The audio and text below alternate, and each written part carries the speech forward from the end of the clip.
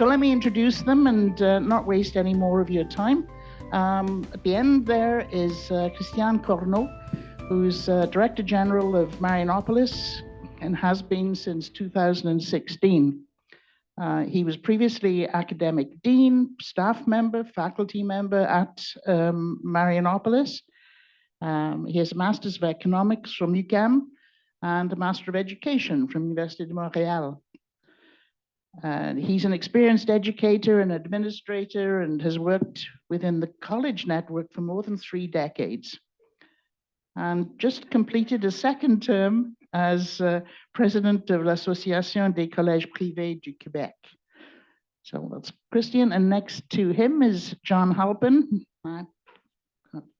Try and get my page there. There we go. John Halpin. There's 2 Johns. This is going to get confusing. John Halpin is John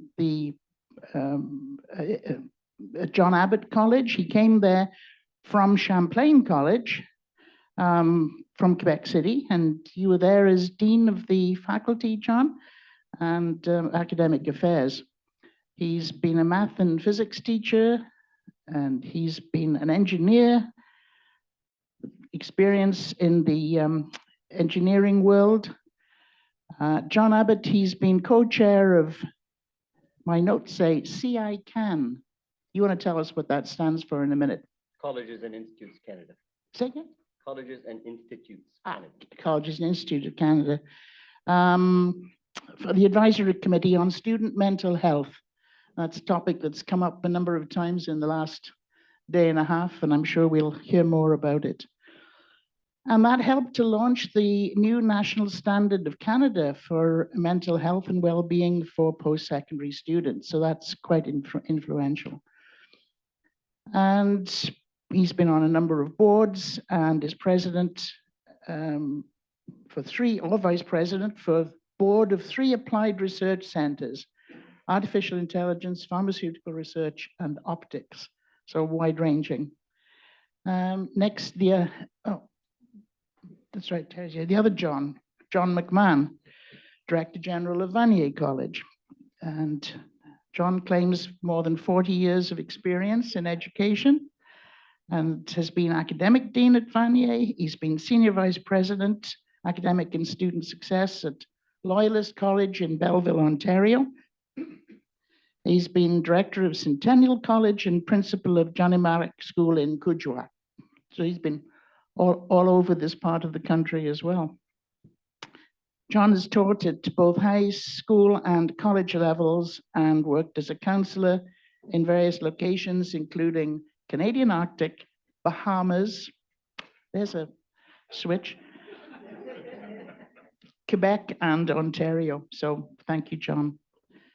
Next to John is Diane Gauvin, who's Director General of Dawson College. Diane holds an MBA in Strategic Management and International Business from McGill and was hired as professor in the Department of Business Administration. She's been coordinator of the department before becoming Dean of Social Sciences and Business Technology.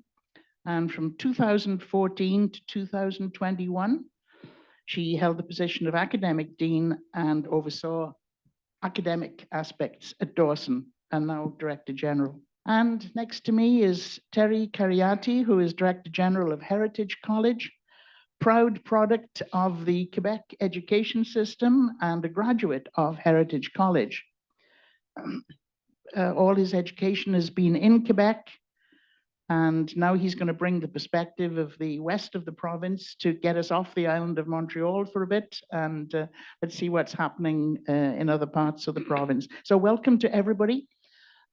Just a little procedural point. We'll be listening to these good people for just about an hour, and then for half an hour, we'll invite your questions, and we have the technology, as the saying goes.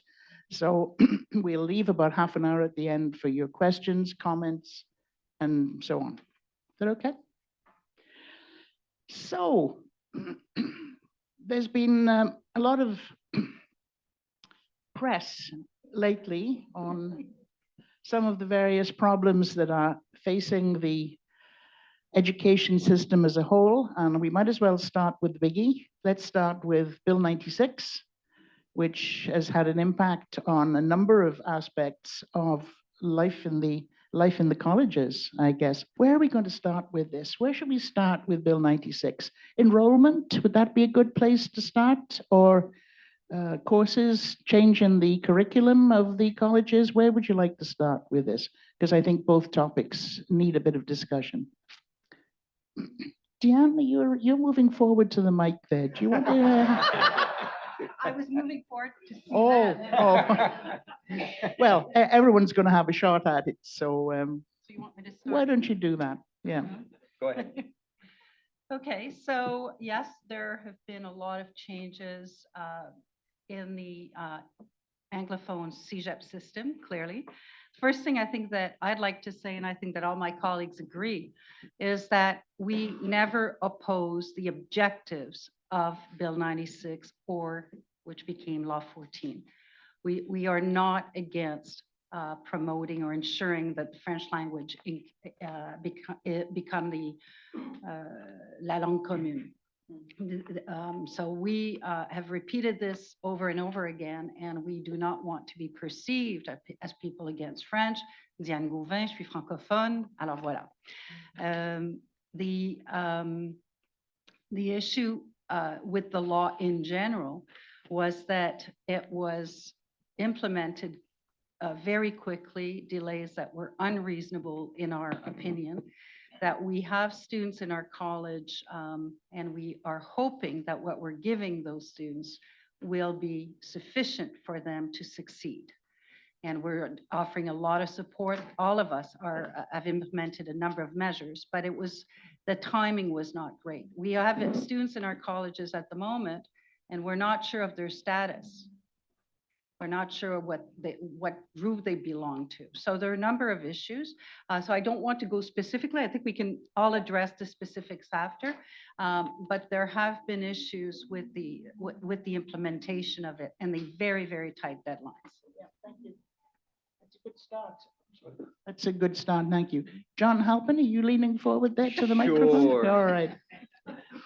Maybe I'll just give a little bit of an example of the challenge. John Abbott, we've got 22 programs. Life was quite easy when we just had 22 grids associated with those 22 programs. Now we're heading towards having 4 times more, in the 80s. Because you need a grid for those who are doing the English exit exam. You need another grid for those who are doing the French exit exam. And then you need a grid for those who are doing the cours de français starting next year. And another grid for those who are doing courses en français. And so managing, the burden of management has essentially quadrupled for all of our academic administrators. So, I'm trying to give you a little bit of the scope of the challenge that all the colleges are going through is to try to define all of those programs, define them in a way where student success is not compromised, and at the same time, minimize the impact it may have on jobs, because there's a lot of people who are very worried about the future for themselves or for their jobs. And navigating through that has been a huge challenge for all of us. And when someone in Quebec City decides to do it in 2 years with no appreciation for the challenges behind and the work required to do it, it's unfathomable from our perspective. We will comply, and our students will be monitored, and we will adjust as we understand how this law affects student success. But it's a huge challenge for all of us, particularly from the perspective, as Diane says, we certainly want all of our students to be completely bilingual or multilingual when they leave John Abbott or any of our CEGEPs. But the challenge is that we don't want to do it at the cost of student success. And so how do we navigate that without having a whole lot of people who don't end up with their degrees? We'll have to see, but we're early in the game, but it's a huge challenge for all of us. Christiane, I'm you made leaning eye forward. contact. I made yes, eye contact. So everyone's going to start. We're now warned. We're now warned of how this works. Well, I noted in your question, you mentioned that, there were a few things said in the press But this is just touching the proverbial tip of the iceberg in terms of what this means for our colleges. I think, as you noted in the introductions, that most of us have been in the college system for a long time. And I think this could be described arguably as the most significant change that we've faced as colleges. When you take the sheer volume of things, ranging from fundamental matters such as the law, introducing for the first time a distinction between institutions, that those that are deemed francophone and those that are deemed anglophone. That may seem innocent, but it's the first time ever that I remember watching the news that day where I learned that Marianopolis is officially an English institution by law. Not that we would necessarily disagree with that statement, but interestingly that it's rooted in the law, in creating that division between those that are English and those that are French, which is a sign of things to come. The law introduces significant changes to the financing model of our institutions, introduces penalties, new caps that were not present before. It's also introducing, and we're the only ones facing that in our institutions, two categories of students. So when you're studying in an English institution, you're divided as with a certificate or without a certificate. And the fact that your curriculum and your requirements to graduate are now based on a linguistic background is a major difference in the system we did not have before. This is not the case in Francophone institutions where your linguistic background does not determine your curriculum. But in an English institution, it now does. So we are changing the way we're financing our colleges, the way we're admitting our students, the structure of our programs, the conditions to succeed. This, as my colleague John was saying, was imposed on us in a rapid fire with little consultation. And the perhaps most telling sign is that these changes were brought upon not by our typical colleagues at Ministry of Higher Education.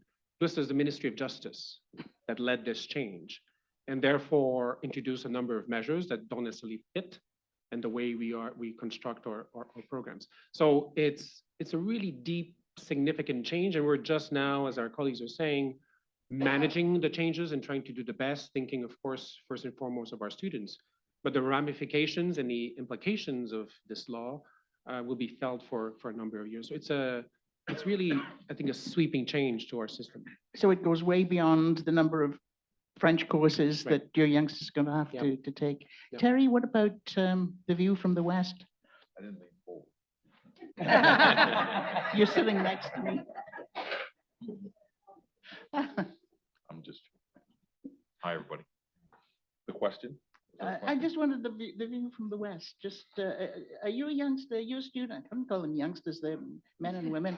Are they typically Anglo? So do you get many from? We were about half and half. Well, half and half. 50% were ayant droit, and 30%, 40% were non-ayant droit from the French sector, and 10% were autochthone or international students. And so it's a real, I've not been in a CEGEP. I just recently started at Heritage in, I think it was July of 2022. But being in a high school for 20 something years as a principal, we felt the effects of Bill 101 for a long time in English Quebec. And we had a pretty homogeneous cohort of students for my 20 years there, including my own kids. So the walking through a CEGEP, at least the CEGEPs that are here today, you can't tell if they're an Anglo or Franco CEGEP. You walk, it's multicultural, it's multilingual. It's a really beautiful place to be. What we've done, not we, but what we've essentially done as a system is stress out students and faculty. And arguably the toughest job in the system, at least for me, is being a student. And the second is being a faculty member. And so what you've done, you've implemented measures that stressed out the two demographics that have the most impact on student success and student engagement and staff engagement. Everybody, we had a wellness survey in February of 2023, and 98% of the population, so all 1,340 members of the college took the survey. You have to take it. We have a system where it's mandatory that they have to take the survey. So, Like the Australian voting system. But 98% of people said they were stressed about more than transportation, more than food security, more than housing. So I think that said it all in February 2023.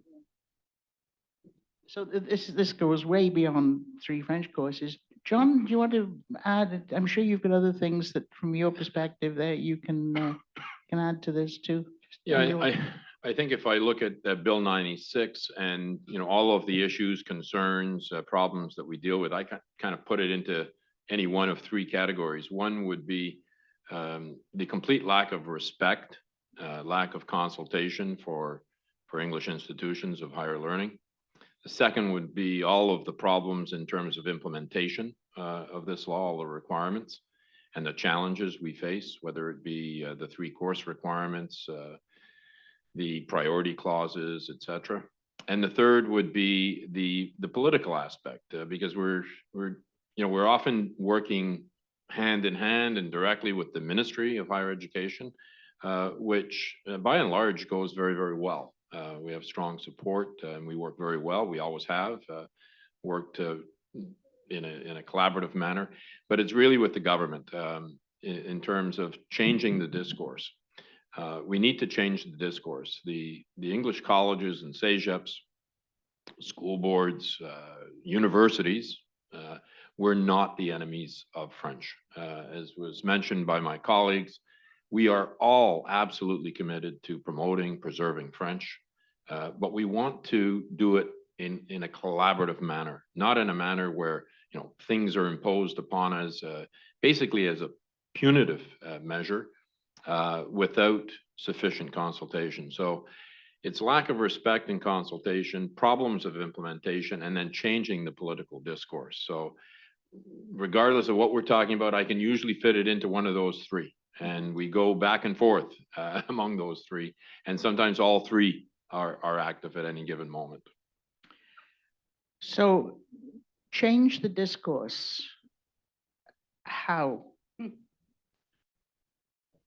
Well, that's a very good question. I know. That's why I'll give it a whack. Or you, John? Go ahead. That's coming, John. John Halpin?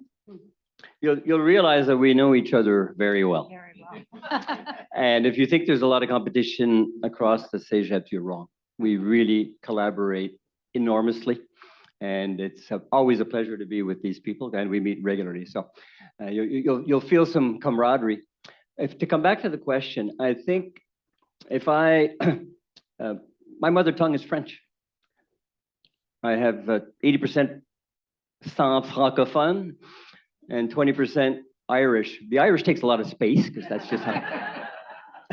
But the reality, I think, as John says, if we want to change the discourse, we have to stop talking about maîtrise de la langue française. We have to talk about appréciation de la culture québécoise, because the Quebec culture is beautiful, but it's a lot more than just a language. There's beautiful literature, there's music, there's art, there's all kinds of facets. When I have friends, when we lived in Cincinnati or in the United States, I lived in a bunch of places. When these people come, they are just fascinated and enthralled by the reality of Quebec and the joy, the joie de vivre, and how we share food around the table. That's what we have to emphasize, not maîtrise de la langue française. And that's really discouraging for students, because the students are basically so focused on grammar and passing l'épreuve uniforme de français that they lose the whole other beauty of what the language can give. And I think we've got to change the discourse to talk about the culture and the beauty of sharing that culture and appreciating that culture, rather than be so focused on faute de grammaire and are they allowed to use antidote or not. And so I think it's unfortunate, but it's been brought down to that level, and it's so much more. So John, who are you having this discourse with? I know I ended the sentence with a preposition. Sorry about that. Are you talking? Minus one. talking about grammar. Are you talking to your students about this, or are you talking to your colleagues in the French colleges, or who are you talking to about this? Well, certainly that's what we're all trying to do on our college, on our campuses, when we have Semaine de la Francophonie, and when we do all kinds of activities to have them enjoy that aspect of, the culture. Yeah. And I think that we're trying to have that dialogue. But it comes back to, as soon as anyone doesn't talk about maîtrise de la langue française, it seems to be diluted down to you are against the French language.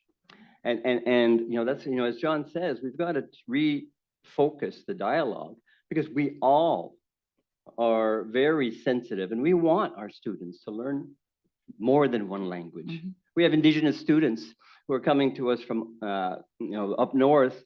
We have a lot of Indigenous students whose mother tongue is Inuit or whatever their their local Indigenous language is. They'll learn English, and then they come to our colleges. And now, until we have not yet had any exclusions in terms of the 3 cours de en français, these students are going to be forced to take a course in French for the first time in their lives.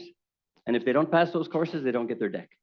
Is that what we want for our Indigenous students, as an example? Yeah. So I think we've got to start to change the dialogue. We're having it. We're starting to have it at the level of the 48 public CEGEPs when we have those kinds of discussions. But it's not happening at the political level yet. Dan? Well, just on the matter of Indigenous students, I think it's a very, very serious question. I'm not an expert in Indigenous law and on language and their right for languages, but the Bill 96 completely treat the Indigenous students in the same way they treat everyone else. There was a regulation that was adopted over the summer, I believe, and this regulation essentially says that they are obtaining a derogation, so they don't have to do épreuve uniforme de français, l'EUF, qu'on appelle. So they're EUF. They don't have to do the épreuve uniforme.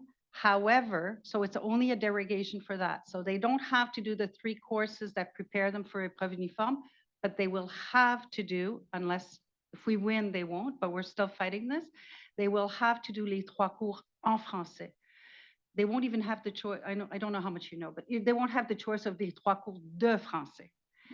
And that's because they're in all other aspects except for the épreuve uniforme, they will have to do, they're treated like non-certificate holders. You can imagine politically how this is received in the communities. So that's very, very troublesome. And we're trying to work, we're identifying articles and regulations to see if there's a way out of it.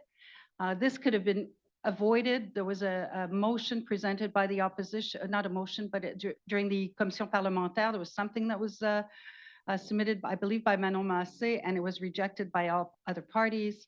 And so they did not make an exception for Indigenous students, but this is of great concern to me. And while John was talking, I didn't think I would be talking about this today, but you may have heard that Dawson had a infrastructure project was canceled at Dawson. Yeah. And it was canceled at Dawson because Dawson is an English institution. The government has norms, and the norms are very, very straightforward. You offer this program, you have this, these students, and this is how many square meters this gives you. And so it's norms. So it's not about opinion or, I like you more, or my deputy is stronger than your deputy. It's basically, we have norms. So Dawson has the largest space deficit in Quebec, and our project was canceled for political reasons. So we have students, and the ministry agrees that Dawson is entitled to 7,915 students. But they decided that they would cancel the project. So now we're looking to rent, and it will be more expensive, but less politically sensitive. So I just wanted to add that, because in the discourse, while we want to be considered like every other CEGEP in Quebec, not better, not worse, like every CEGEP in Quebec, there's clear discrimination. And that's something that I certainly find very troublesome.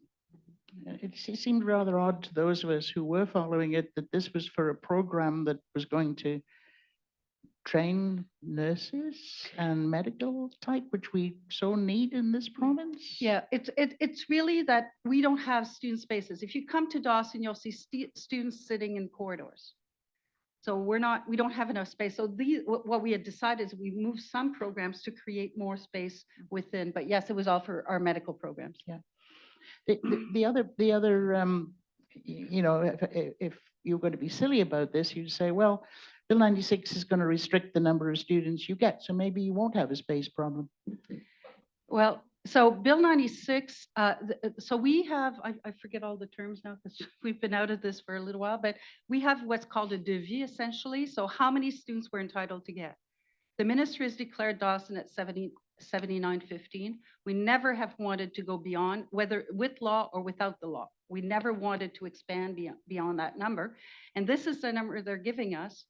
And it is for those students that we need space. It's not for future students. We're talking about for current students. Any other comments that have arisen as you've been listening to your friends here? You know, this all sounds terribly depressing. Is there any upside at all to Bill 96? Is anything that you can say, well, John McMahon, you're... Well, I mean, like- I think it's positive, you know, whenever we look at improving the level of French, whether it be for Anglophones or allophones, even Francophones who come to our institutions, that's a positive thing. I mean, you know, one of the objectives we have, the CEGEPs and colleges are here, but we're also members of the consortium, which includes the 3 English universities. And our, you know, founding mission was to try to retain Anglophone youth here in Quebec. We were concerned with the number of Anglophone youth who were leaving Quebec. And so we wanted to look at areas or any challenges, any obstacles to retaining those students. So we want our graduates, all of our graduates, if they choose to stay in Quebec and remove any barriers to that. So we want to preserve French. So, I mean, in terms of positive thing, that's positive. It would be a welcome change if the government, prior to the launching of Bill 96, were to come to this group and say, listen, we have a concern. We have a concern. A lot of it is anecdotal in terms of the role you play in the anglicization of youth here in Montreal, in Quebec. And we have a concern in terms of preserving, promoting French. What do you think? Well, that would be a wonderful welcome opportunity for us to share the ideas and share the initiatives that are underway in all of our colleges now. Yesterday, there was a wonderful presentation in terms of the community engagement learning project, where, you know, put Anglophone students into a meaningful context to practice their French, to work in French, to volunteer in French, and their French level increases dramatically. So it would be wonderful to look at the positive, the proactive means to improve French of our students if we were to be able to change that discourse that I was talking about. Yes, there are you know, positive aspects to it, and it was mentioned by Diane. None of us oppose the fundamental principle of Bill 96, but it's all the other aspects, that the things that were done, the basically discriminations Diane mentioned, which is basically a discriminatory practice of funding for infrastructure. When you're categorized as an English college and your infrastructure project is rejected. We have a similar project. It's not quite as large as Dawson's, but it's a multi-million-dollar project. Well, it's off the table now because we have a space deficit as well. We know it will not be approved. It's basically off the table. Why? Because we're an English college. So it becomes difficult. We're public servants. We work in public institutions.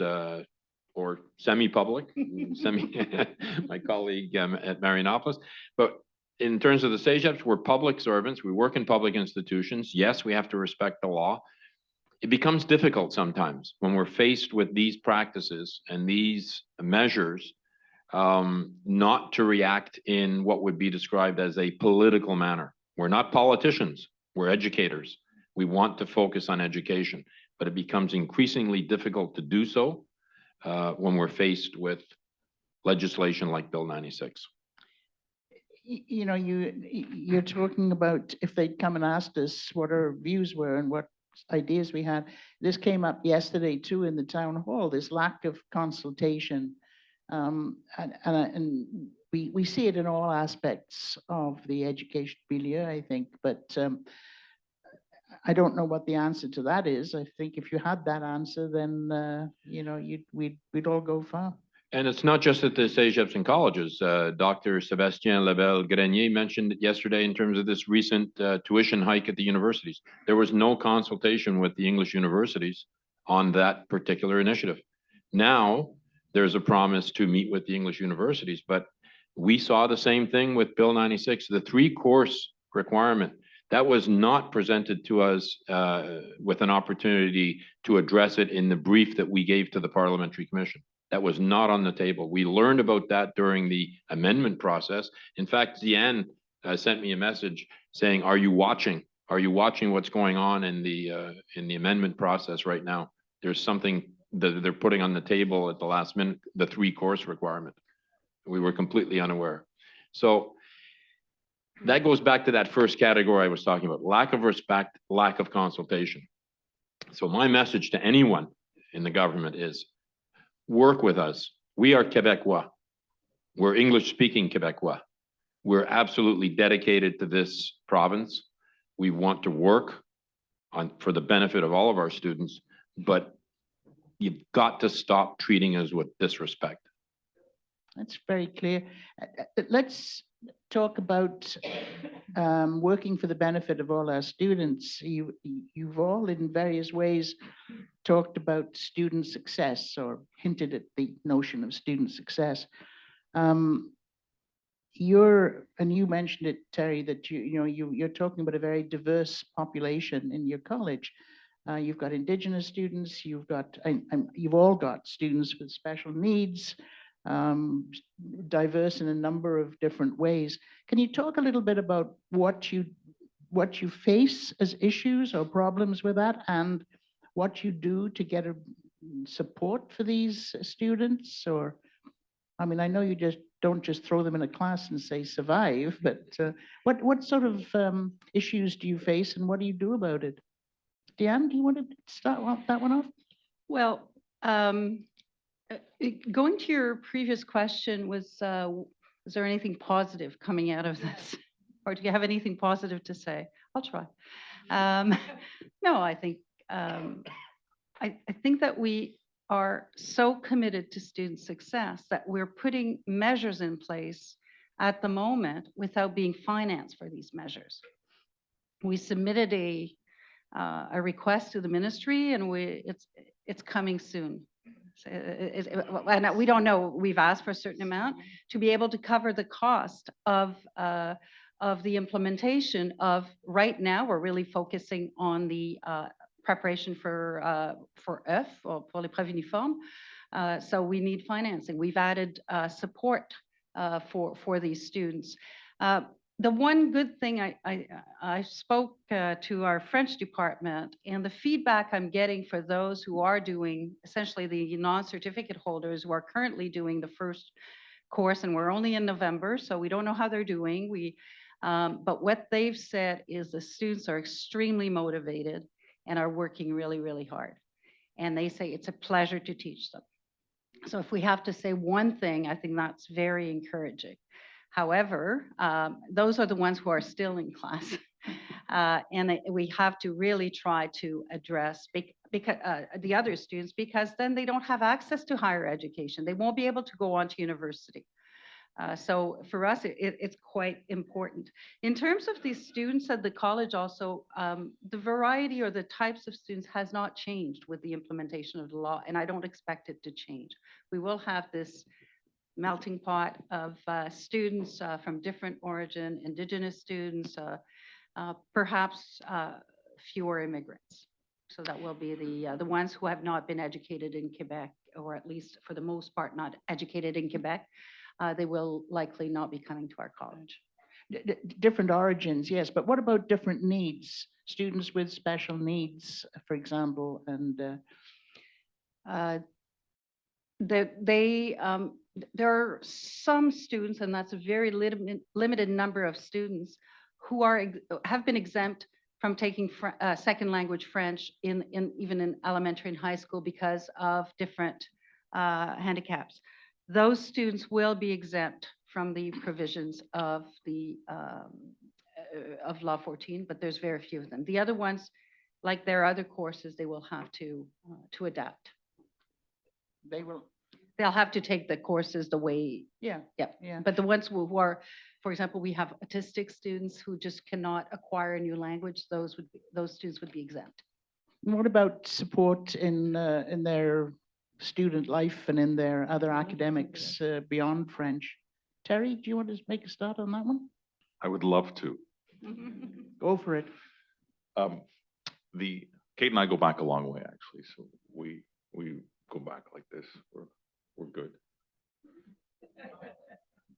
We literally just met.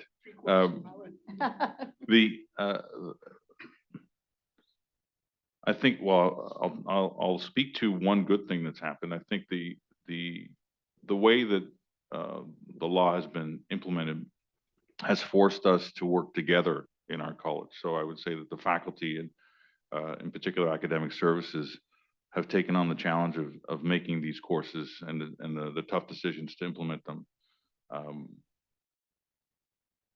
They've made some tough choices, and the impact of those choices in terms of the jobs at the college, we're going to know what they're going to look like in the next 12 months. I would say that the good thing that came out of that was that it really galvanized a group of people that had to work together. And I don't think they should have been put in that position. And I take exception that we had to force people to make those kind of decisions because of the way that the law was implemented, imposed on us. In terms of, one thing that gets lost in this, so trying to reduce the amount of distractions for people in an educational institution is part of the job of the leader, I think. And Law 14 has been a huge distraction to all of us. It continues to be. And to try and minimize that distraction while focusing on teaching and learning and focusing on, a pyramid of interventions for students and staff to a certain extent, has been something that we just continue to push, just to be better within the walls of the college and try and, block out the noise. It's easier some days than others, but that's what we do. It's why it's so challenging, and maybe people don't see that as an impact. But to be able to do this kind of stuff and talk about this kind of stuff, and at the same time go back and do what's important, which is to make sure that students and staff are safe and engaged, and that you're taking care of business within the college. So it's forced us to really compartmentalize in our own college what's important.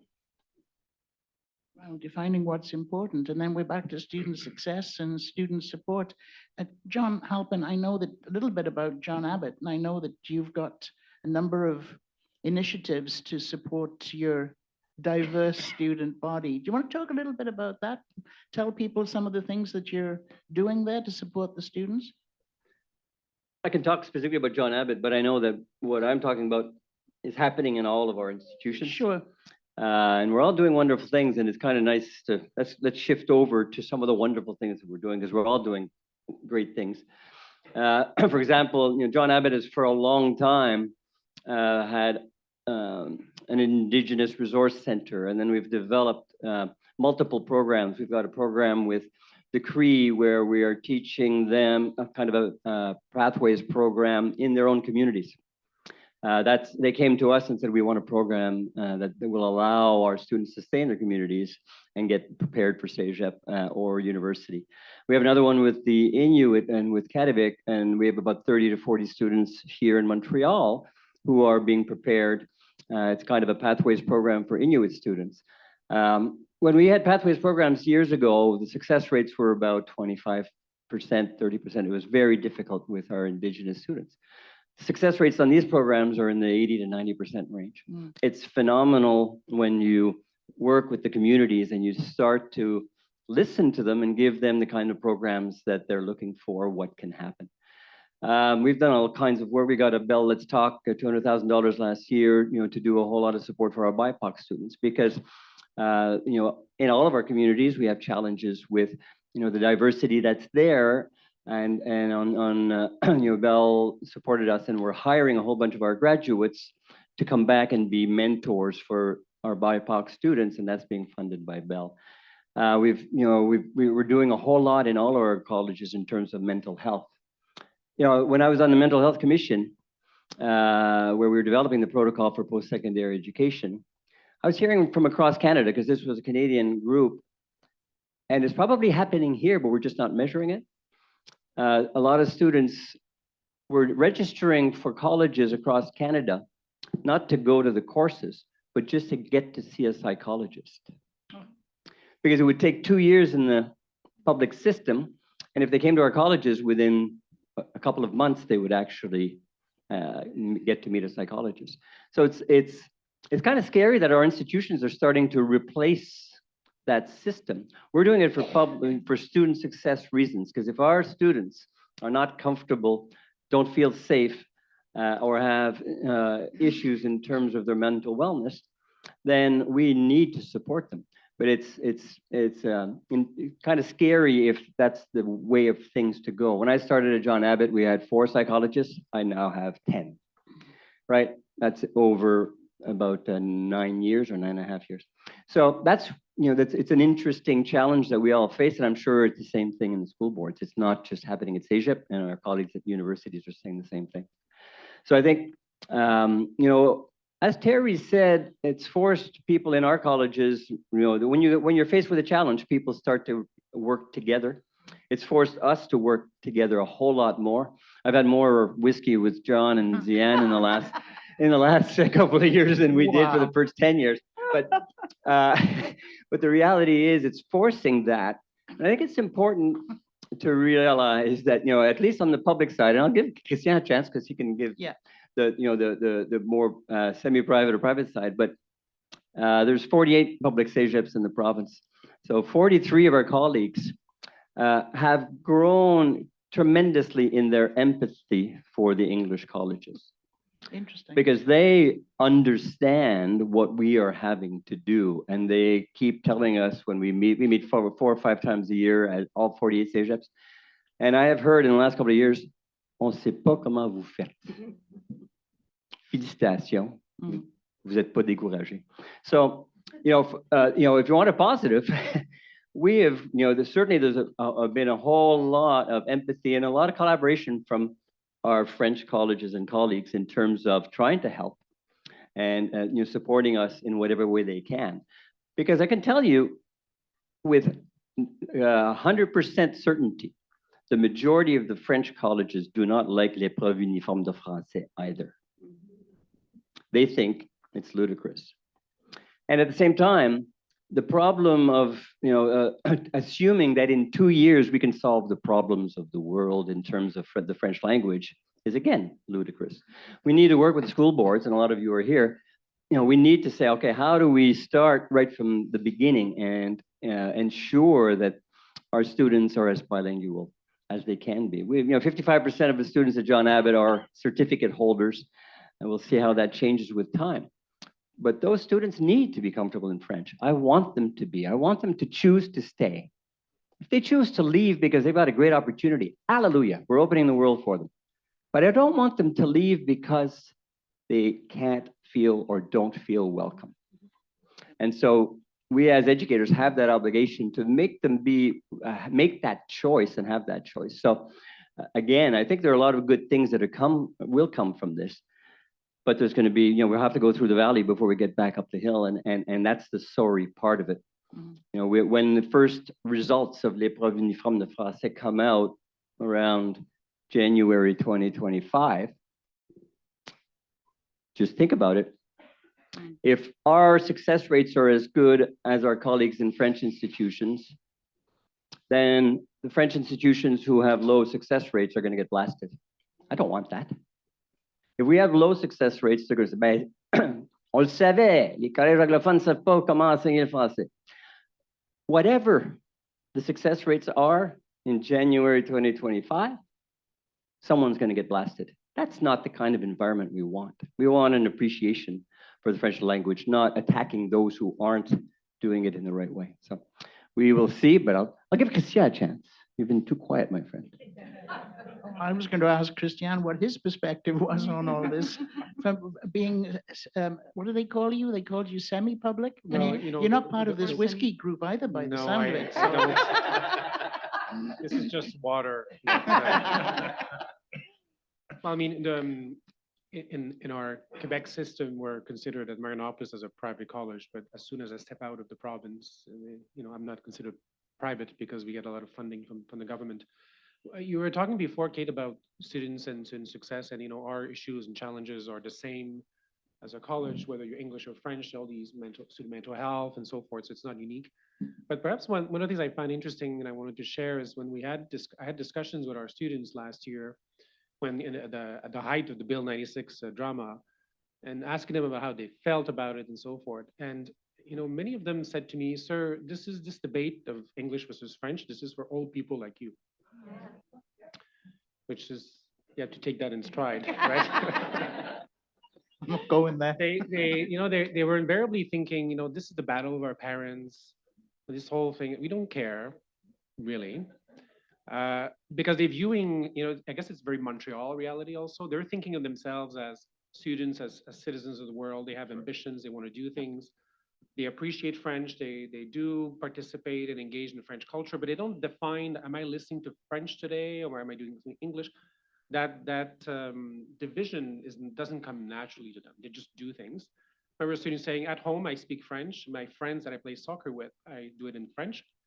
But at Marianopolis, I speak English.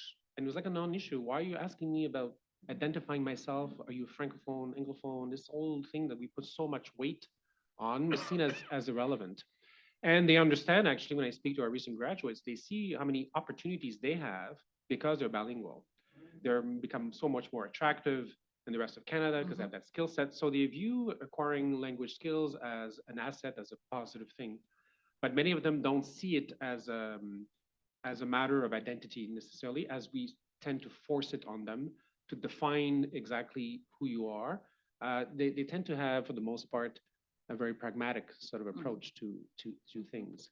And we, as my colleagues here, we're preparing our students for opportunities. It's the idea of keeping your doors open. And as we're all going through open house, and it's a time of year, when parents choose, and we have a lot of Francophones who do choose to come to our respective institutions, and they're viewing that, the parents viewing that as opportunities for their children. It's not a rejection of French or the idea that my son or daughter will not stay in Quebec. It's just to see, well, maybe, I'd like to keep for my child the option of going to McGill or Concordia.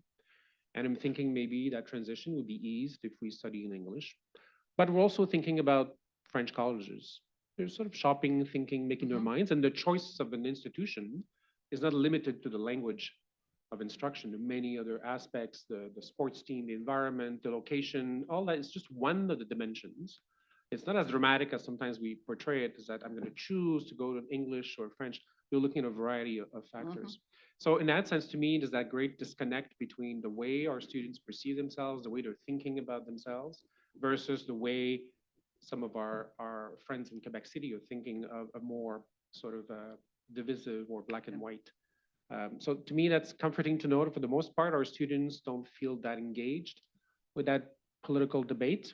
But I do worry, though, as my colleagues have said, about the general impression that perhaps, especially if you're an Anglophone or you're not a Francophone, that perhaps Quebec isn't the place for you. That's something we're starting to hear.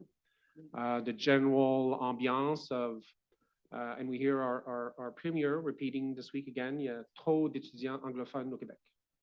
That hurts to hear that. Il y a trop d'étudiants anglophones. So they sometimes are thinking, with the tuition fees going up and so on, the general idea is that not being a pure land francophone maybe is not that welcome. So because they're thinking of the world, they're thinking maybe my place is somewhere else. So that saddens me when I hear students thinking a little bit about that, that perhaps Quebec is not wanting them. So that is something that beyond the implementation of the bill and all the complications, that's worrisome to see that they are themselves starting to shut that door down because of the way they're being portrayed and the way they're being categorized. It's very sad, but it's very interesting. But what you say about the students seeing this as an old people's problem, it is to a large extent, and it's actually a credit to the English education system in this province, because that system has produced a lot of young people who are equally comfortable in 2 languages at least, and don't see what the issue is. So, you know, we're damned if we do and damned if we don't in that sense. I'm kind of conscious of the time, and I want to get at something that came up when we were thinking about this was the notion of vitality of the system. And if I can just phrase the question for you and just go around the table quickly, just in a few words, what are the barriers to the vitality of the college system, and what can you, we, community, whoever, do about it? What are the things that are affecting the vitality of the system? Anybody want to make a start at it? Go for John, maybe John I'll start. McMahon, go for it. Well, I think as we mentioned, the main thing that affects our vitality are all of the either punitive measures or discriminatory measures that affect our ability to achieve our mission. Whether it's infrastructure decisions or lack of funding for meeting the requirements of a law, you know, all of those things cause stress in our institutions, and they make it difficult for us to meet our mission, which is student success. So those are barriers. How can we overcome those? We have to keep fighting to be recognized as equal institutions here in Quebec, so that our funding is the same. We're treated the same in terms of infrastructure. We were talking about student success before, which is a key part of our vitality. And all of our institutions do wonderful things for student success. We have access programs, we have support the mechanisms in place. We are going to have to explore new initiatives when we're looking at the requirements of Bill 96, whether it's to support the certificate holder students who will now be taking perhaps 3 program courses in French or 3 additional French courses. But we will do that. That's what we do well. We promote student success. We have best practice initiatives across our colleges. And so that's crucial. Now, to do that will require funding. We are going to need funding for these extra requirements that are not in place in our Francophone CEGEP counterparts. So, you know, there are several barriers, and we need to keep advocating to overcome those barriers with the appropriate measures. Thanks, John. Thank you. Anybody else want to go? Dan, do you want to pick this up? Well, in spite of Law 14, I do believe that we still have a very good college system. I think that you have 5 colleges represented here. We're missing one of our colleagues from Champlain. We are resilient. We're not going away. We continue to do what we've always done and what we do very well. We are focused on student success, and left to our own device, we're doing really well. We're efficient. We work on student success. We're involved in the community, with the community. Our students are major participants in everything that happens, not just at Dawson, for example, but also outside. What reduces our effectiveness is, and for those of you in commission scolaire, you'll know what I'm talking, or the school boards, I should say, la reddition de compte. Half my week is about reddition de compte. Half my week I can't spend really working on things that have a direct impact, because I have to explain why I received $2,000. So, and the funding constraints also, the funding model. So this has nothing to do with Law 14. But if you're asking, in the end, I think that what really important is that we continue to be there, to be resilient, to fight for what we want, we think we need to fight for, and that to ask for what we need. And I think that the five of us, there's five, right? I'm afraid I'm missing. Yeah, we're missing one. Are doing that. So resilience, I think, is really one of the things that is I think a characteristic of our colleges. Right. Anybody else want to talk about vitality? John Halpin? You know, just to take a little bit further what Diane was saying, we have the 5 institutions that are here have some of the highest student success rates in the province. Our success rates are 15 to 20% higher than the provincial averages. It's really the challenge, and if the government allows us to continue to do what we do well, those success rates will be there and we will graduate a lot of students. Where the biggest barrier I see is when politicians start to design curriculum.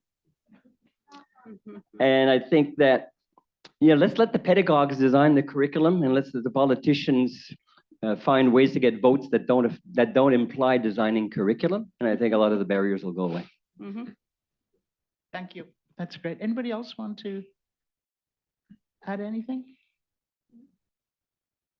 Oh, you're Well, also just in terms of vitality, and I'll link it back to the table here, there's 5 leaders here. We're half and half. There's 2.5 of us that are Francophone. And my Irish Francophone colleague here, and 2.5 that are Anglophone.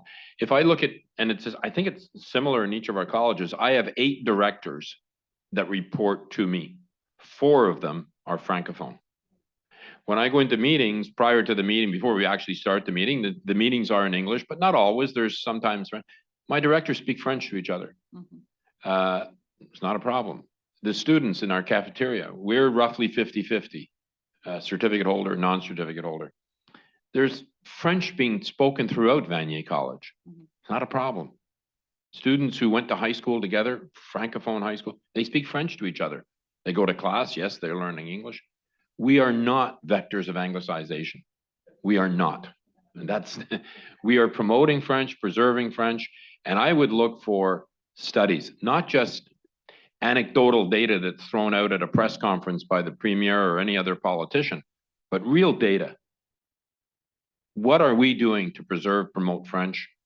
And what is our true role here? And I think if we deal with that, that's going to help the vitality and help the student success and help tackle that 3rd issue and maybe the 1st issue as well, in terms of lack of respect and changing the discourse. Don't you wish these people felt a bit more passionate about what they were doing? I'm going to move to the questions, and you can see them, you folks can't, so you're going to have to trust me to read them. First one, several people are asking, what are the levers to change? How in Quebec, how the Quebec, I'm going to paraphrase this because I'm not sure I understand it. If I'm wrong, somebody correct me. What are the levers to change how the Quebec government portrays Anglophones as 1, privileged, and 2, anti-French? What are the levers that would change that viewpoint? Was that what I'm reading? Je pense que, je pense, I think that they need to see us, they need to hear us. We're on committees, we express ourselves. As you know, when we're with the ministry, we must speak in French. We speak French, we bring students, we showcase our students. That's what we can do. And to understand that they're real people involved in these circumstances and that they need to really understand better who we are. We're not anti-French, clearly. Anybody else want to jump on that? John? Sure. I think in the spirit of what Diane says, in every one of our institutions, we've got all kinds of wonderful things happening that are promoting French. We have a group of 15 students who are going to Paris this month for the Concours des lycéens. John Abbott is the only institution in North America that's actually going. It's kind of funny that it's an English institution that's actually going. And these students have to read 16 novels during, I believe it's 10 weeks. Don't quote me on that one number, but I know they have to read these novels, and they're going to Paris and they're going to debate and have a whole discussion on which novel is the most interesting or the most important for them. We're all doing those kinds of things in our institutions. We have all kinds of programs where our students are going out to work in the community in French on purpose, because it's one of the best ways for them to be comfortable in terms of learning French. We've all done research in our institutions as to how do you promote and increase and enhance the ability for our students to learn. If we started to talk about those things, I think we would certainly, that's a lever that would start to focus on really what can we do for our students rather than what can we do for the next vote. And yeah, right. And anybody else, or you? Well, I think in terms of the levers of changing the image of Anglophones in Quebec, participating in conferences, forums like this, or participating in anything where we're really exposed to the diversity of the Anglophone community in Quebec. It's not, the Westmount, the West Island Anglophone and that's the image that a lot of Francophones and a lot of people in government have.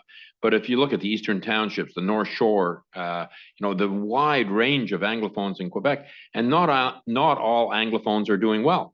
I mean, if you look at the employment rates, the poverty rates in many areas of Quebec among Anglophones, they are the unemployment rates are higher for Anglophones than they are for Francophones. But these messages are not well known in Quebec. Instead, it's this monolithic view of Anglophones. So what's the levers of changing that? I'm an educator. I can do what I can as an educator, but I leave that to advocacy group, community network groups to try to change that discourse. We're going to do what we can from the educational institution point of view, but those messages have to change. We're not a monolithic group of Anglophones here in the province of Quebec. Let's look at the non-monolithic Western Quebec region. Terry, what do you want to do to change this viewpoint? Well, it's being in Western Quebec and having Ottawa within minutes of the college. We will lose staff, we'll lose students, and in fairness to those who choose to leave, I have to give them, my blessing and say, you got to go where you're going to be happy, where you're going to feel appreciated. I think Christian's comment, I'm not really answering the question, but I wrote something down I think it's important to share. Having been a product of the system since I was, well, I don't know, 6 years old when you enter, 5 years old. It's the first time I can remember feeling that the people who are responsible for my safety and the success of whatever institution I happen to be working with is not their goal. It's not, my flourishing is not their flourishing. And it's the first time I felt like that.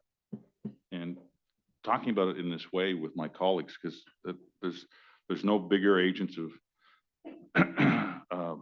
fighting for what is right than the people at this table.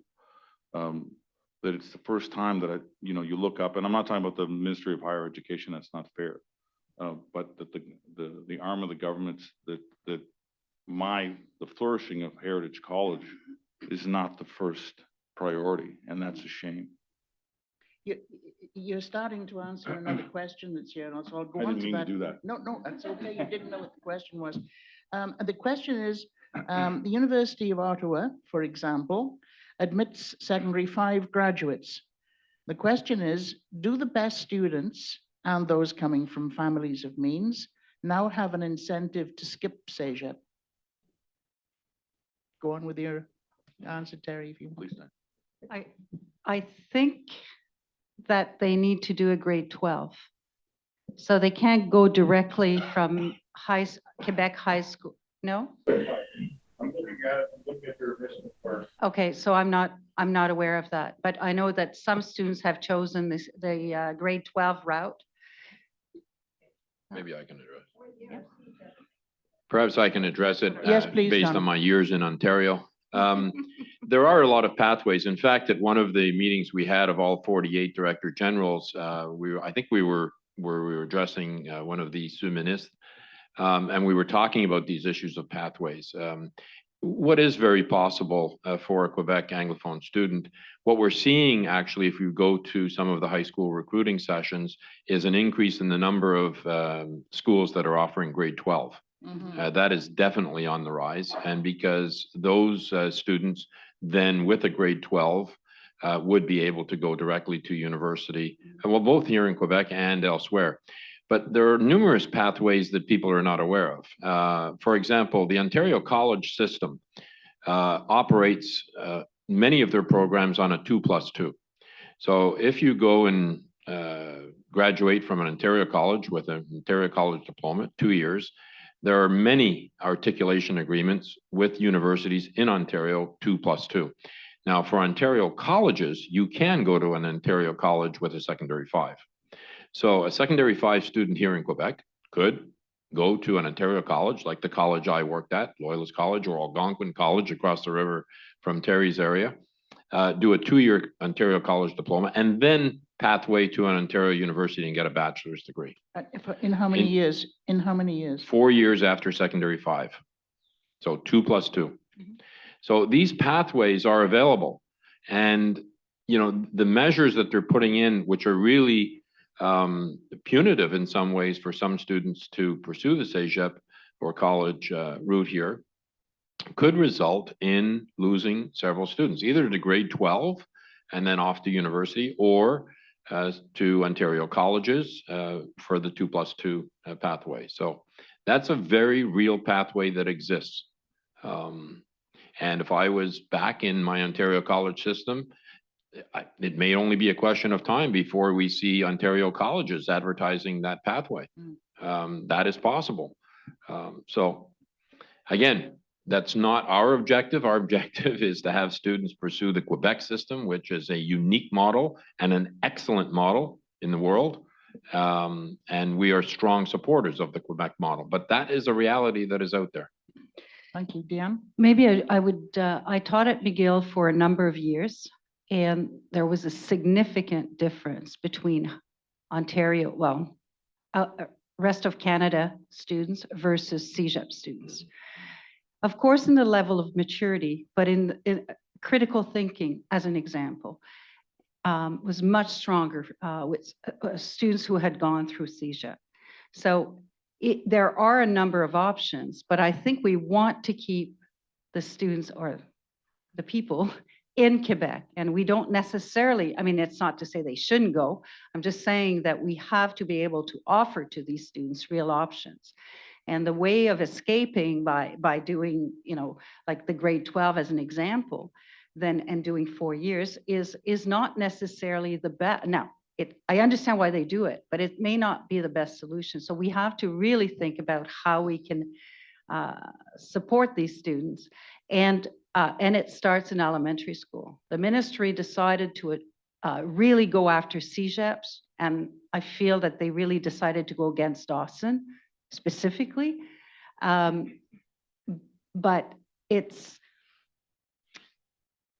it really starts, a student should start in grade, I don't know, in grade 1 to start learning some French, and then eventually in CEGEP over 2 years. We can't make miracles in 2 years.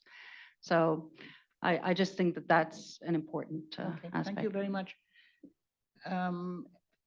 Anything else on that? There's a very, very pragmatic question that came up, and several people wanted your response to it. We know that there's a shortage of French teachers at all levels, and the question is, how are you dealing with hiring enough French-speaking teachers to teach these extra courses? La grande séduction.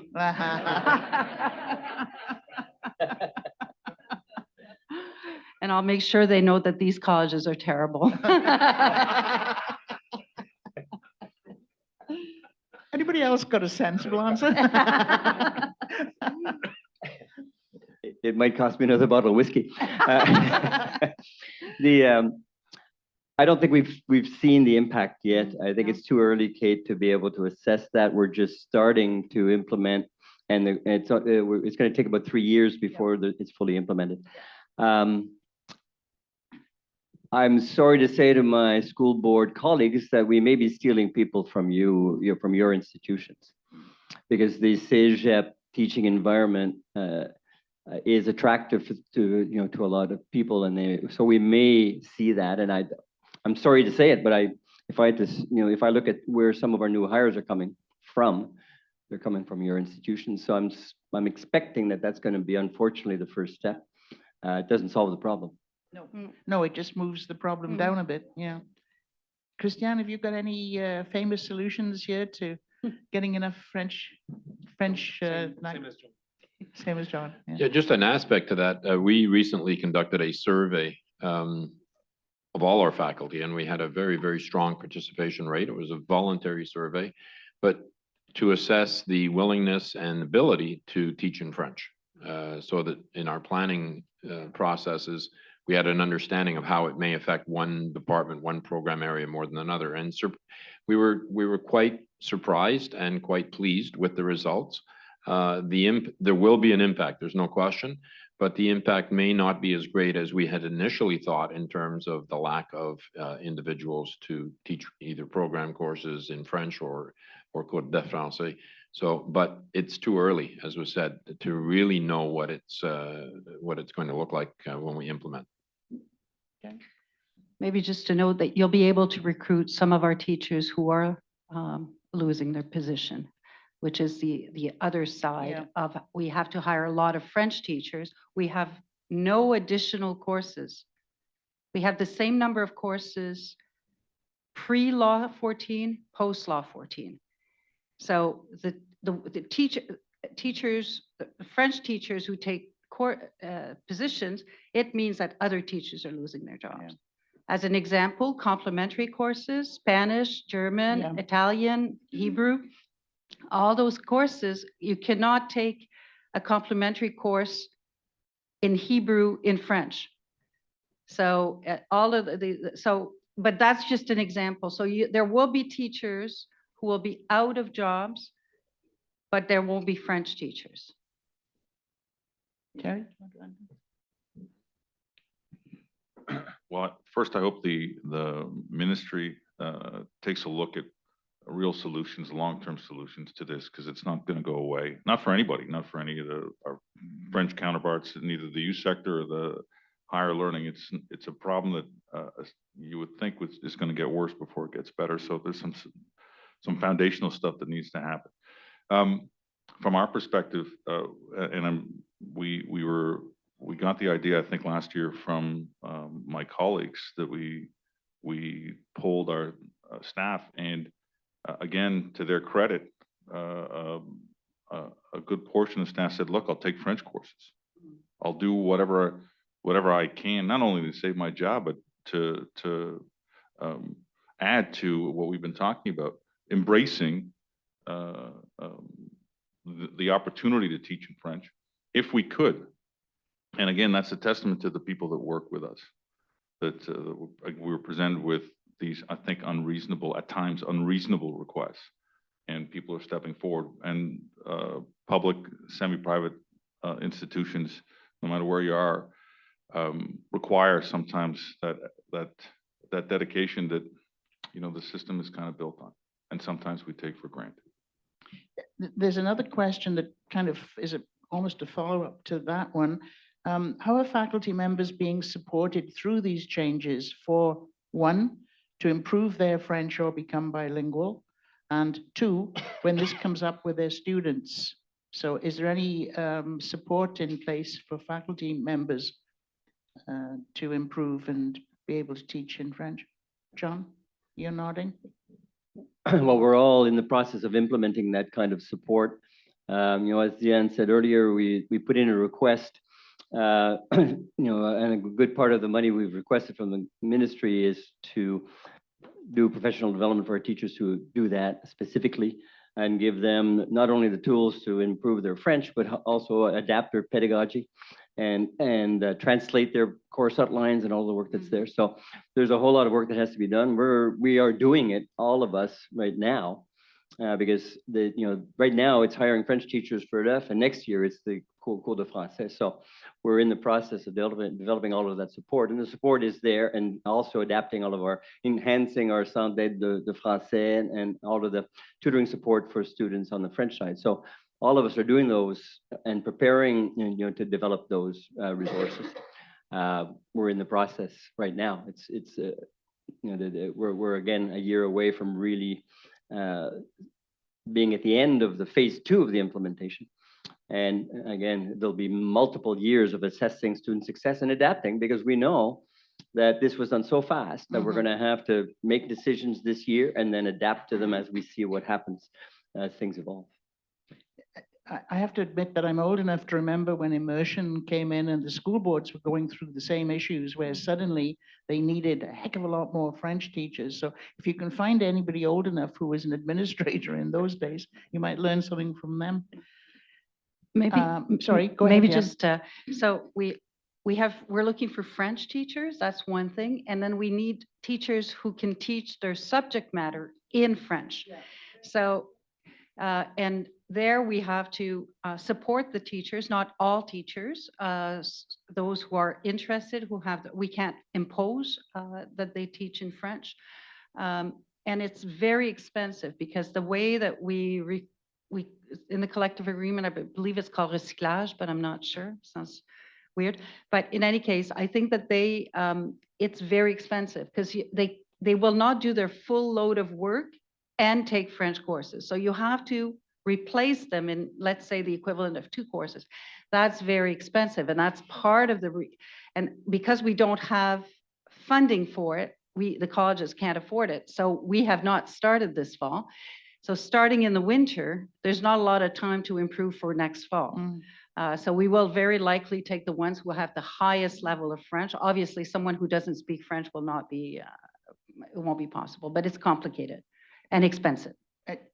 I'm jumping to the bottom of the list here, and I will come back to the earlier one, but how will you monitor the level and quality of French being taught and the materials being used?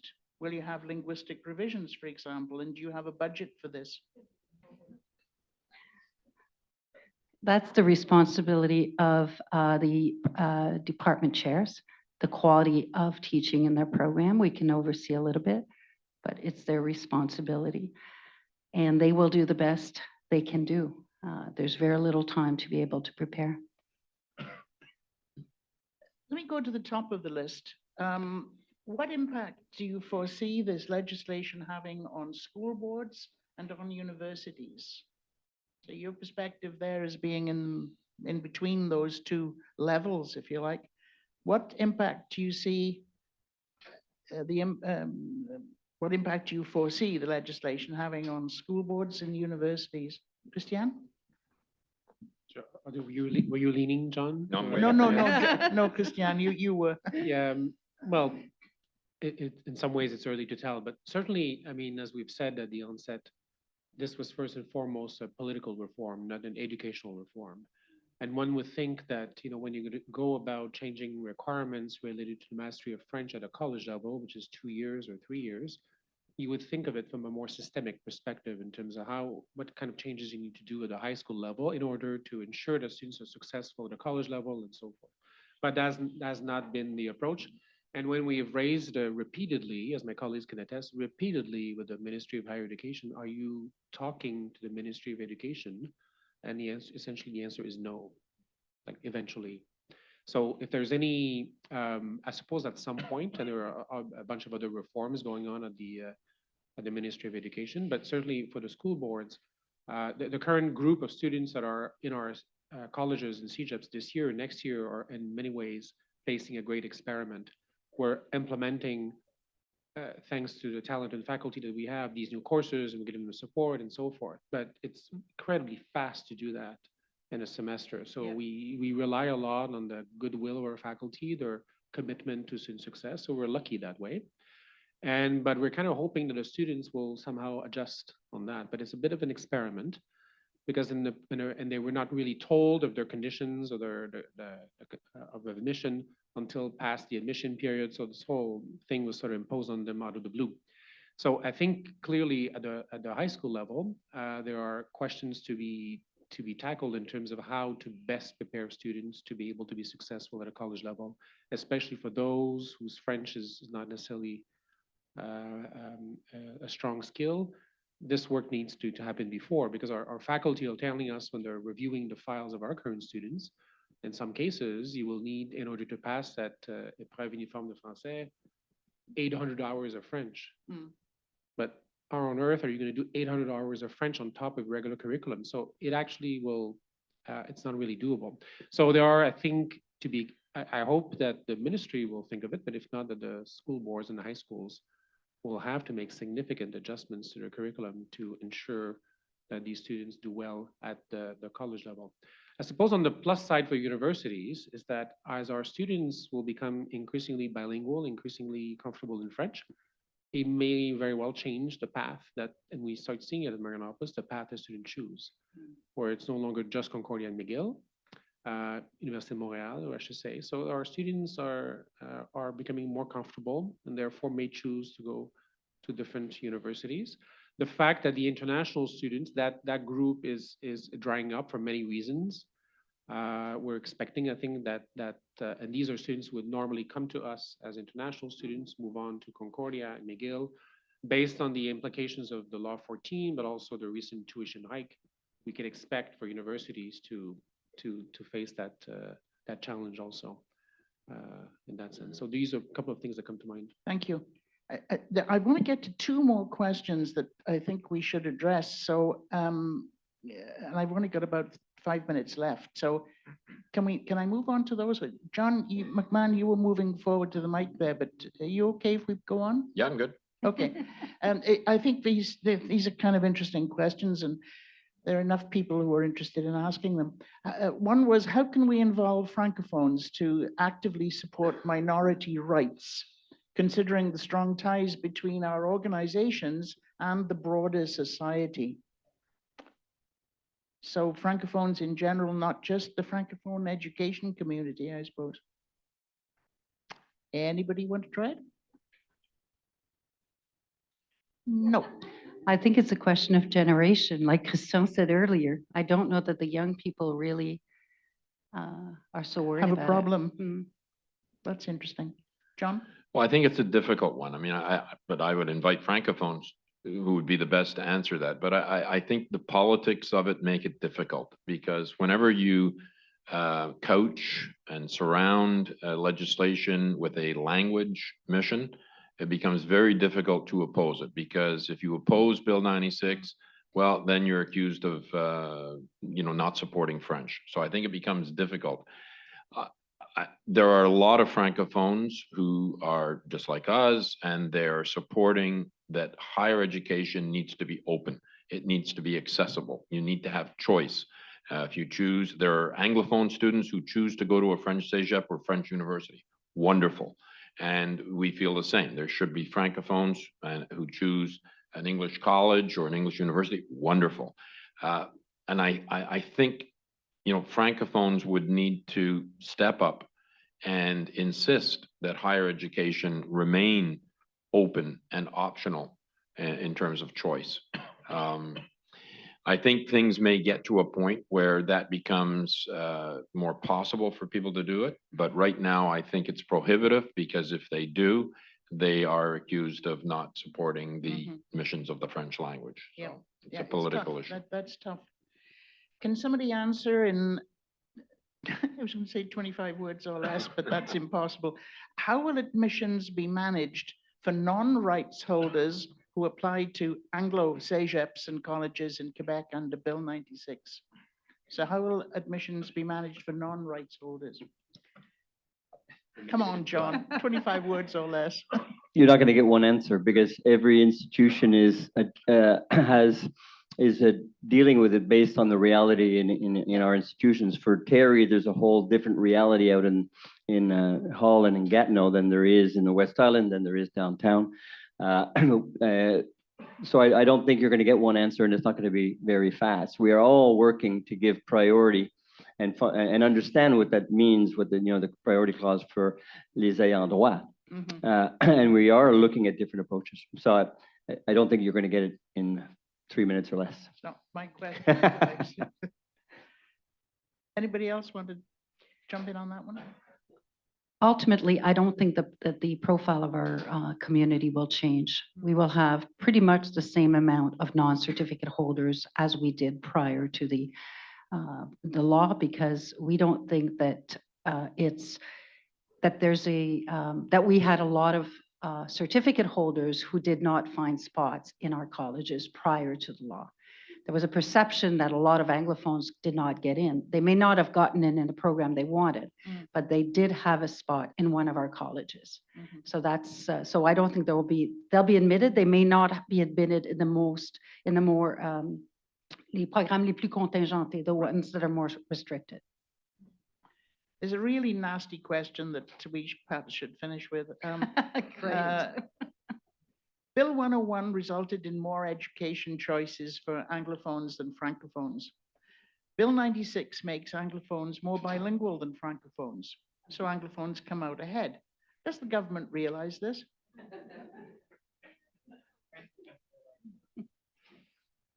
Nobody wants to answer that one. Fine. Okay. Our colleagues from the 43 other CEGEPs understand that. They understand. Yeah. Well, so maybe they're the allies. Maybe they're the first line of allyship. Well, I think as John said, there is a strong level of support with our Francophone CEGEP colleagues in the other 43 CEGEPs, and I would imagine it might be the same for Christian and his colleagues, perhaps, depending on the issue.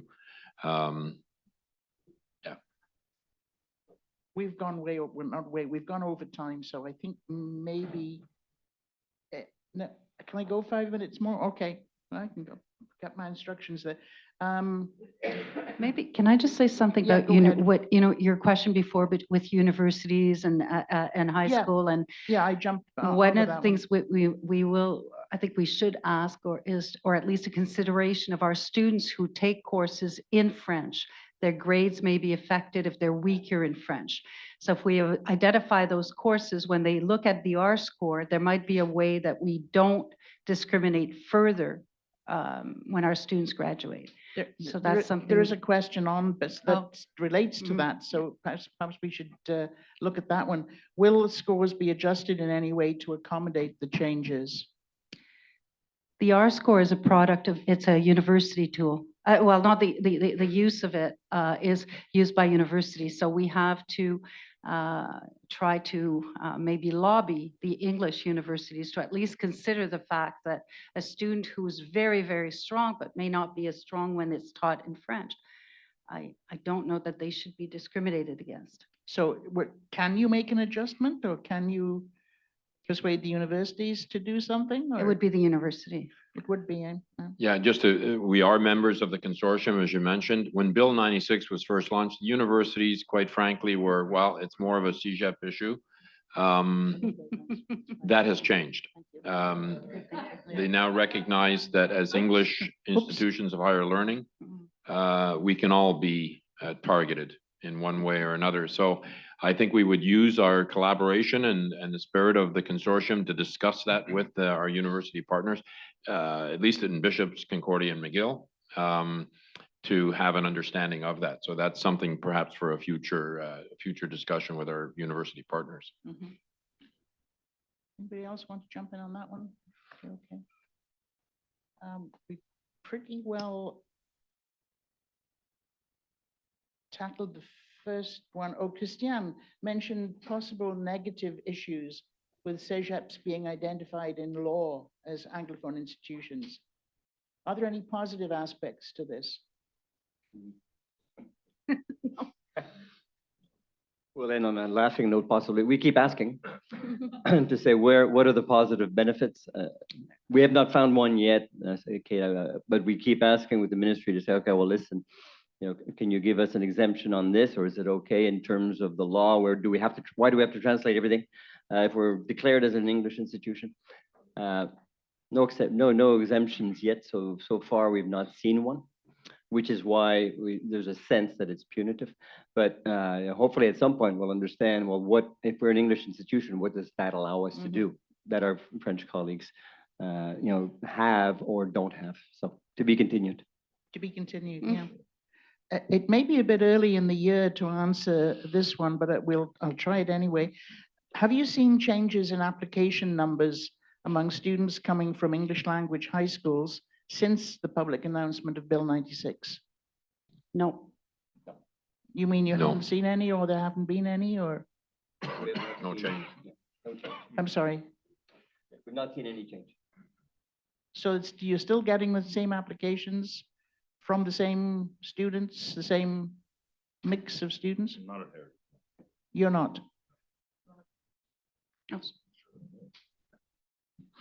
Well, we had a significant amount of applications from students from Ontario that are considered now non-Iroquois. So this year we had a real downturn in terms of applicants from Ottawa high schools, and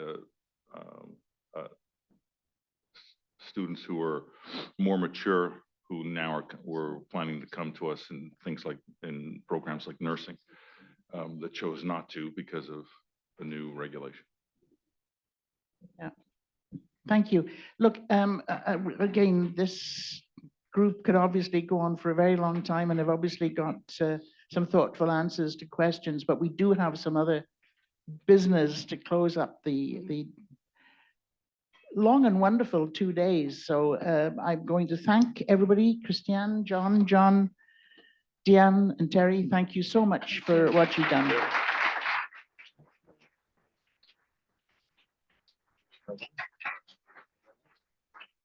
And hand over to Anna.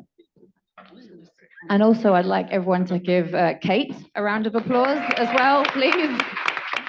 For those of you who were here yesterday, you may remember we had two discussants kind of give an overview of what they'd witnessed during the day. We have Debbie again, but we have also Celine, because Dominique couldn't make it today. So we have Celine Cooper, who I can't see her, but there she is. So let's have both of you come up. Just a really quick overview, what you learned, and then we'll have a few words from Mr. William Flock, and then we'll wrap it up and move over to the wine, which is in the other room. So, woohoo! So yeah. Sorry, you okay? So let's start with Debbie. You have 3 to 5 minutes. Yeah, I'm going to just give you a little recap on what I went to today. Oh, sorry. And I think we started the day with Tia Collins, an awesome presentation as far as I'm concerned. And she talked about the majority with the minority within the minority within the minority. I think what really struck me when she started talking about these contracts that kids sign in these special schools. I'd heard about that years ago, but I didn't know it was still in place, but that's a little disturbing. And, really talked about the challenges faced by our African, Black, and Caribbean youth in the English system. It was a really eye-opening presentation as far as I'm concerned. I had the opportunity to attend the 21st Century Connected Cooking Lab, which is it's an adult ed, no, it's a voc ed, sorry, it's a vocational ed program, a project that a couple of people have been promoting now. I guess it started pre-COVID, but and it's still going on. It's a voc training that's about disseminating a trade culture and learning by doing. So they're implementing technology into vocational training and how it's making things much easier for the students. Educational rights and group vitality. I mean, that's always something that I love to listen to. I love hearing about this whole Section 23. I guess what sort of struck me with what Stephen was saying is that a lot of parents out there just aren't exercising their rights. They're the ones that need to be standing up and saying, no, you're not doing it right. And I didn't really know this, and after many years in education, that eligibility for minority language education is different in the rest of Canada than it is here. And that was sort of came out at that. And of course, there's always about where are all these missing kids, right? We have all these numbers about kids who are eligible for English education. Where are they? Where have they gone? And then, of course, the CEGEP Town Hall, I've got so many points that I don't even know where to begin on that one. But, I think what stands out to me is that none of us, I don't think any of us in this room oppose the objective of promoting and protecting the French language. And they need to see us as allies. And how many times over this 2 days have we heard this? We are allies, but for some reason that message never seems to get through. Lack of respect, the lack of consultation. And it's not about learning the language, it's about appropriating the culture. The Dawson infrastructure project, that was just wrong on so many levels. I didn't know that Vanier had a similar thing. It's just wrong on so many levels. It's unethical as far as I'm concerned. Kids leave Quebec because they don't feel welcome. I had 2 kids that had to leave Quebec because they didn't feel welcome here. And one of them is teaching French immersion in Ontario. And product of our own French immersion system, so she has it. But I think, what's coming across is this whole I call it a paternalistic attitude of the government. And it just keeps, every month it seems, or every week, it just keeps getting worse and worse and worse. And the fact that the kids aren't seeing this, like the students are just sort of, they're not feeling it. And I think that's probably, I find that really interesting. They don't see it the same way as we do. But I would agree, the reddition de compte,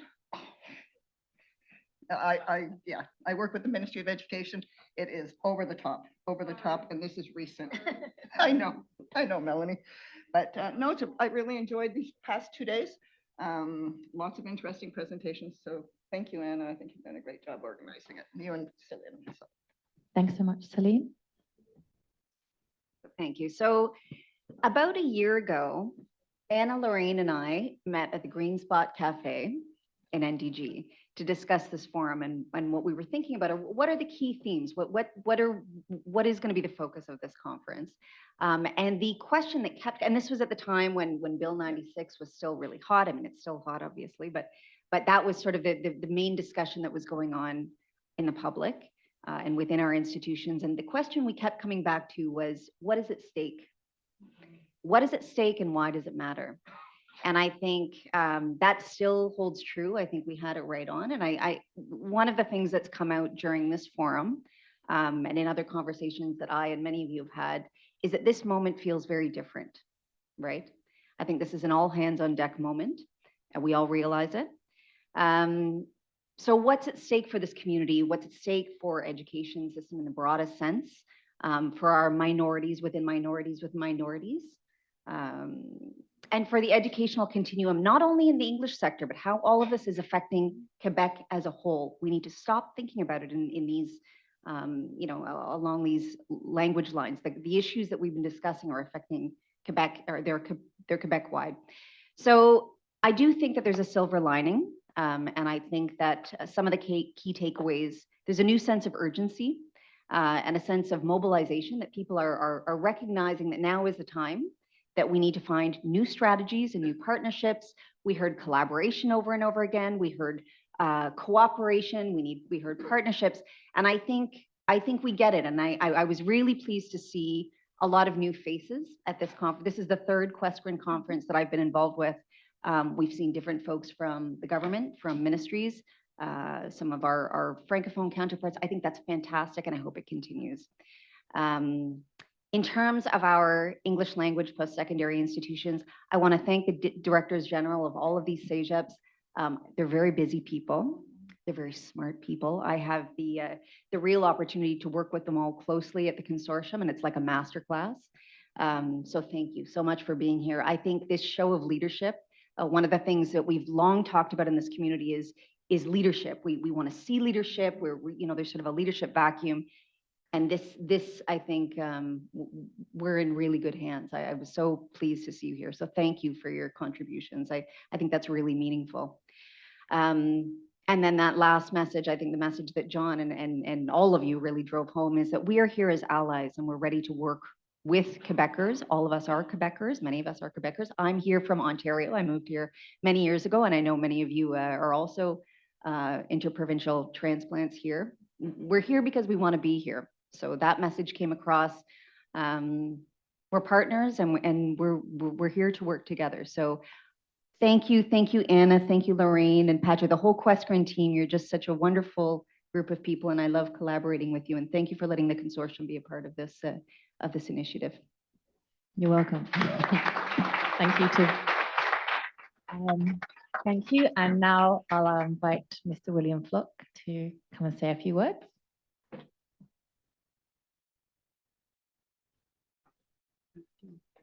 The famous saying for somebody in my position is, I'm standing between you and a wine and cheese. So Anna told me I had 4 minutes. So somebody was talking 2 + 2. I'm going to talk about 2 things, 2 minutes each.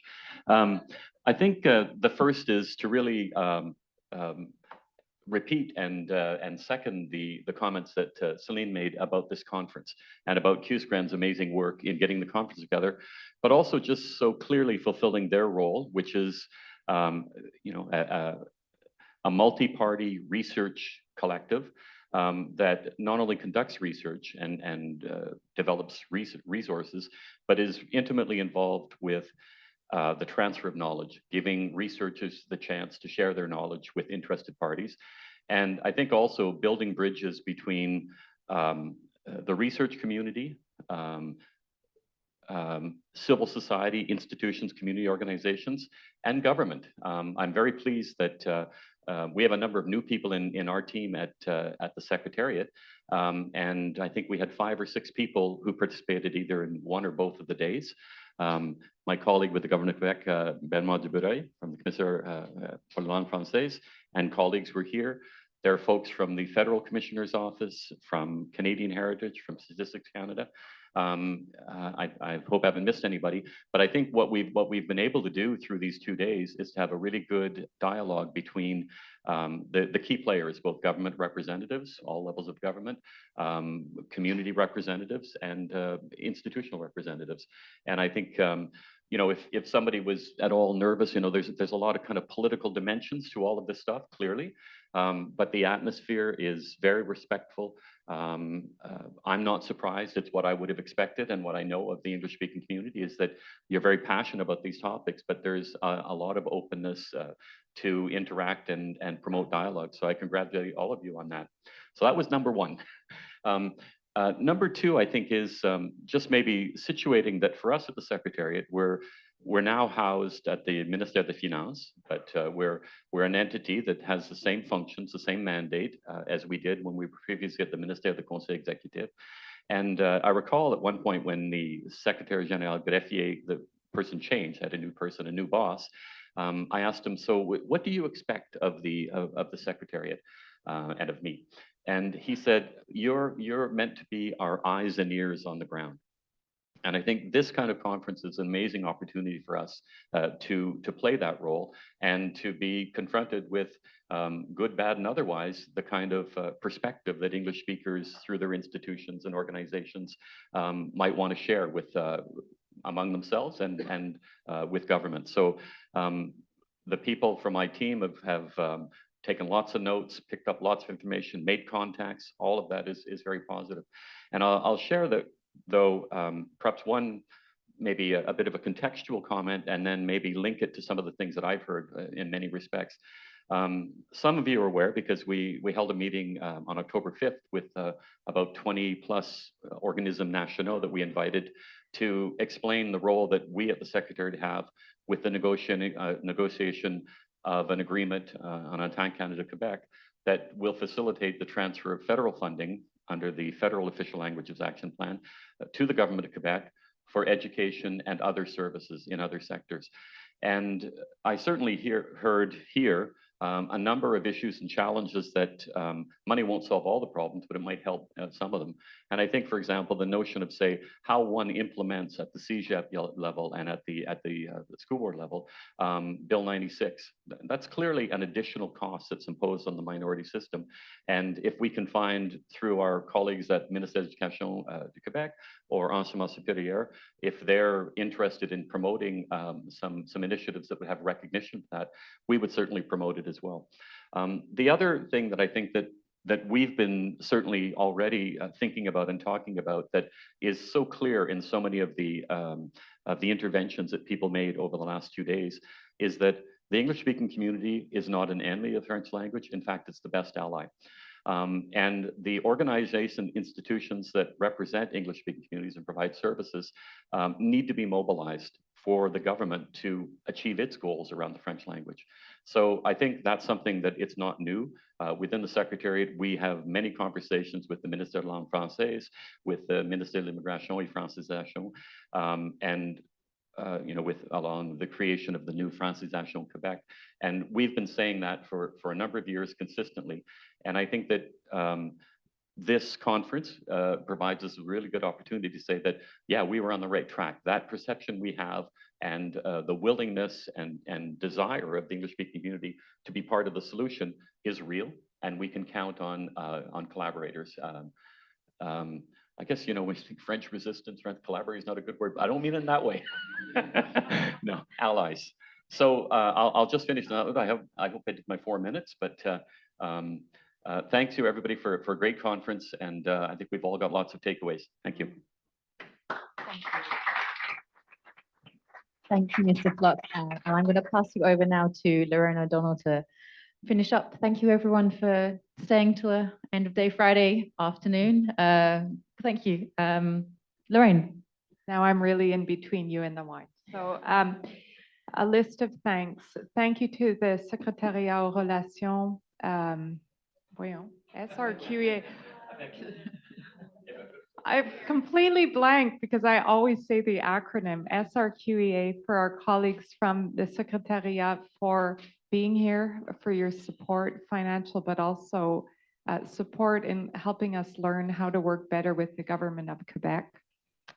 To Anna and Celine for chairing the program committee for this really stellar 2-day event. Thank you.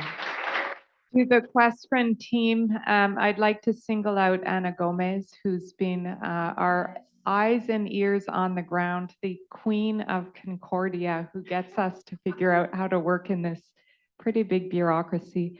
I also want to single out Brian Lewis, who's a quiet, steady, but highly strategic leader and supporter of QUESCREN, and has been, I was trying to figure out, it's over a decade now, who chairs ILET and offers us advice and leadership.